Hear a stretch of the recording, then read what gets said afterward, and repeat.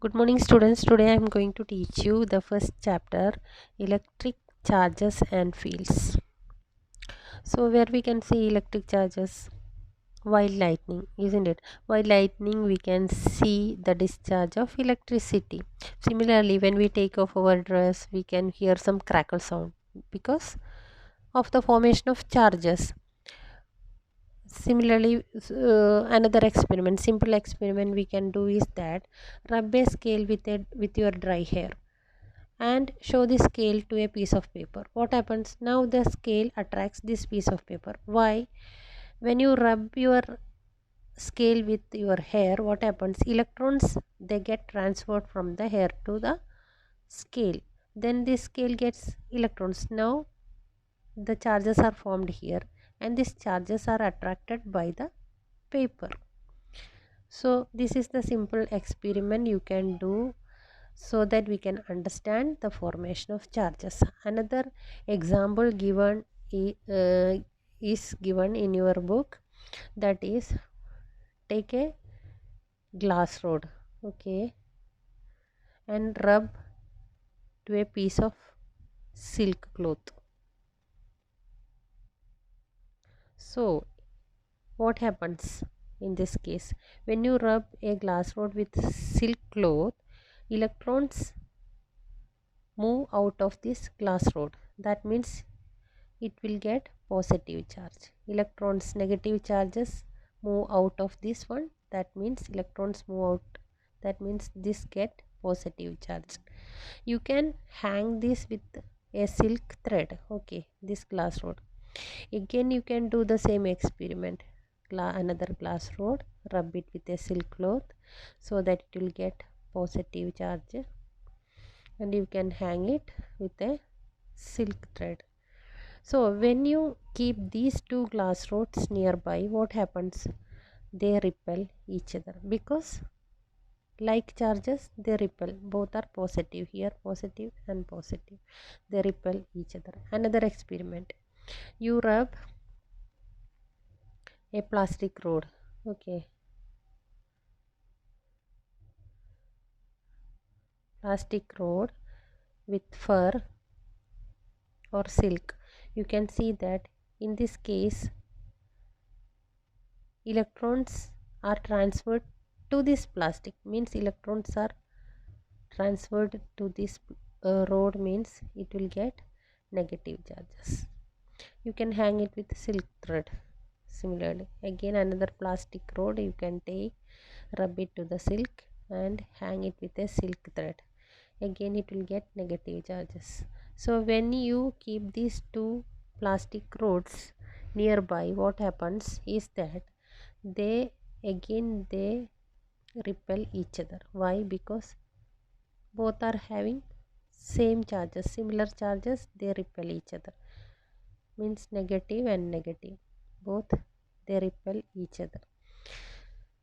So again, if you want to do the experiment further, if you take two polystyrene balls, means pith balls, take two pith balls, okay, then show this pith ball to this glass rod. What happens? Of course this positive charge are transferred to this one, okay, when you show this to this one, and again you show this glass rod with this pith ball, again this pith ball get positive charge. So when you hang these two, that means they will repel because the charges, these pith balls, both of them got the same charges. Again, if you show pith balls here, if you touch pith ball with this plastic rod, what happens? This will get negative charges because charges get transferred. They transfer from plastic rod to pith ball. Here also charges transfer from plastic rod to pith ball. If you keep these two pith balls nearby, again they repel each other. These are the two experiments that's given in your textbook. And from this what we can understand means like charges they repel each other, correct? And one body can be charged positively. Body can be charged positively by losing electrons, correct? And one body can be charged negatively by gaining electrons, by gaining electrons. So these two experiments they show the formation of charges. And what are the properties of charges? Let us discuss now the properties of charges. First one is additivity. Additivity means addition, that we know. If you consider a system of charges, system of charges means so many charges together, then total charge you can write total charge is equal to, we are considering a system of charges, that is q1, q2, etc., qn charges. So in this case total charge is equal to, we can write q1 plus q2 plus etc. qn. Okay, that means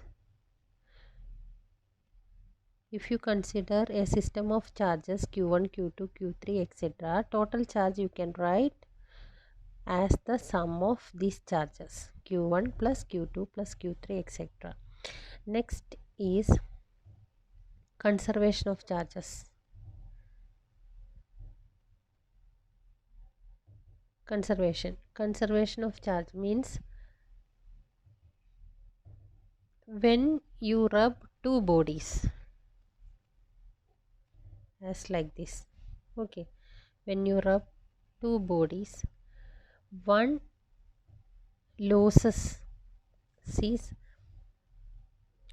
in this case one loses electrons, another body gains electrons, correct? In this case total charge is same. Here how many number of electrons you are losing, the same number this plastic rod is getting, means total charge is conserved in this one. Number of charges losing is equal to number of charges gaining.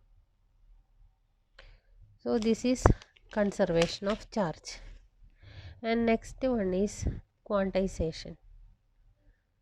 So quantization means if you consider n number of charges, okay, then total charge you can write as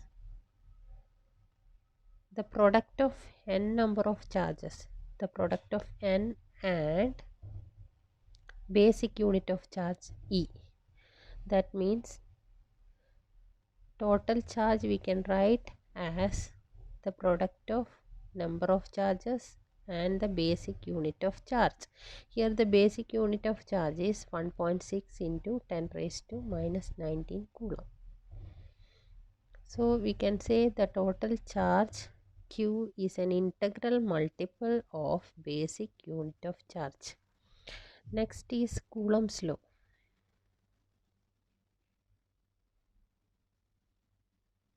Coulomb's law.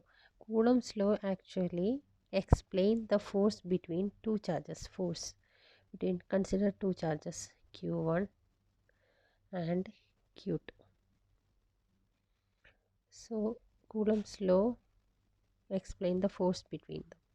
So according to Coulomb's law, the force between two charges is directly proportional to the product of the charges q1 and q2 and inversely proportional to the square of the distance. If r is the distance between them, square of the distance between them, like Newton's law.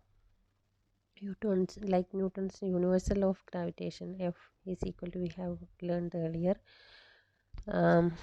F is equal to G m1 m2 by r square. Similarly, exactly same. Coulomb's law states that the force between two charges is directly proportional to the product of their charges and inversely proportional to the square of the distance between them. And this proportionality we can change by a constant, that is k q1 q2 divided by r square, or k is a constant, that is 1 by 4 pi epsilon 0. The value of k is 1 by 4 pi epsilon 0 q1 q2 by r square. And the value of this one, where epsilon 0 is the permittivity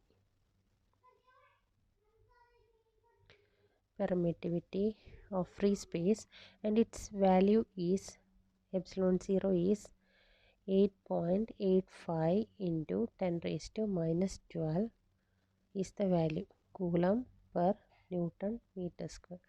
Okay, 8.85 into 10 raised to minus 12. So once again we can say Coulomb's law, that is force between any two charges is directly proportional to the product of the two charges and inversely proportional to the square of the distance between them. So the force between two charges q1 and q2, that is the force towards q1 due to q2, if we write it as F12, then that will be exactly equal to F21. That means the force towards q2 due to q1. So we can write F12, that is force towards 1 due to 2 is same as force towards 2 due to 1. And we can say it is equal and opposite. If we take the direction, minus sign, negative sign indicates only the direction. Magnitude wise it is equal, direction just opposite. So we can write F12 is equal to minus F21. Okay, and if we consider the direction also, that is F12 is equal to F21 minus F21. So here F12, that is 1 by 4 pi epsilon 0 q1 q2 divided by r, that is r12 square, and this is the magnitude, and when we consider the direction we can write unit vector r12, that is exactly equal to what, F2 minus F21, that is 1 by 4 pi epsilon 0 q1 q2 divided by r21 square, unit vector r21. These are both equal and opposite.